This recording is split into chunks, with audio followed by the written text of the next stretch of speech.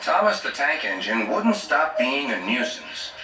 Night after night, he kept the other engines awake. "I'm tired of pushing coaches. I want to see the world." The other engines didn't take much notice, for Thomas was a little engine with a long tongue.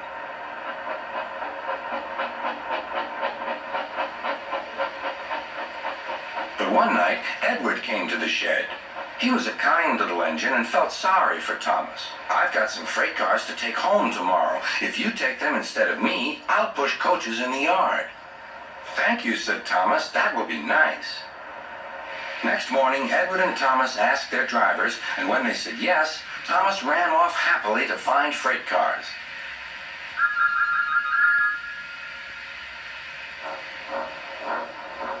Now, the freight cars are silly and noisy. They talk a lot and don't attend to what they are doing. And I'm sorry to say they play tricks on an engine who is not used to them. Edward knew all about the freight cars. He warned Thomas to be careful, but Thomas was too excited to listen.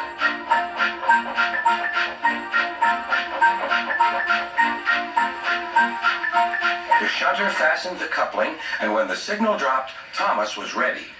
The conductor blew his whistle. "Beep, beep," answered Thomas, and started off. But the freight cars weren't ready. "Oh, oh," they screamed. "Wait, Thomas, wait!" But Thomas wouldn't wait. Come on, he puffed. "All right, don't fuss. All right, don't fuss," grumbled the cars.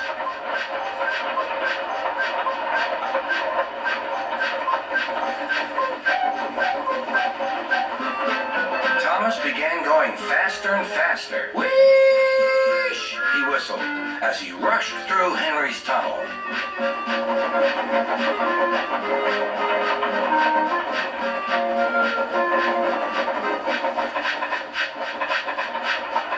"Hurry, hurry," called Thomas. He was feeling very proud of himself.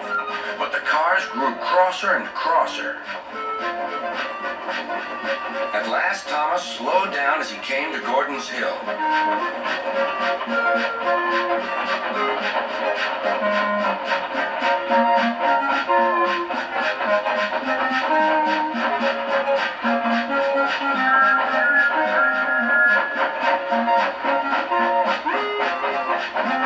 "Steady now, steady," warned the driver as they reached the top.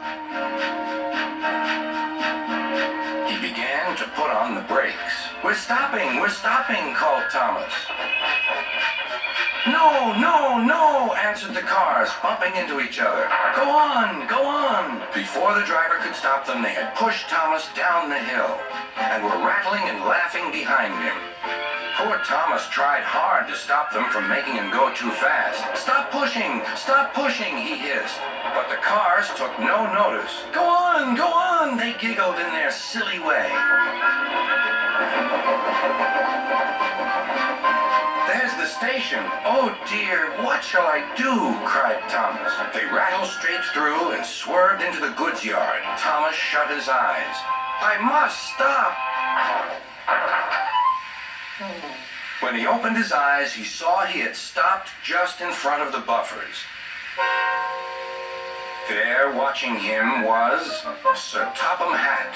"What are you doing here, Thomas?" he asked. "I've brought Edward's freight cars," Thomas answered. "Why did you come so fast?" "I didn't mean to. I was pushed," said Thomas. "You've got a lot to learn about freight cars, Thomas. After pushing them about here for a few weeks, you'll know almost as much about them as Edward. Then you'll be a really useful engine."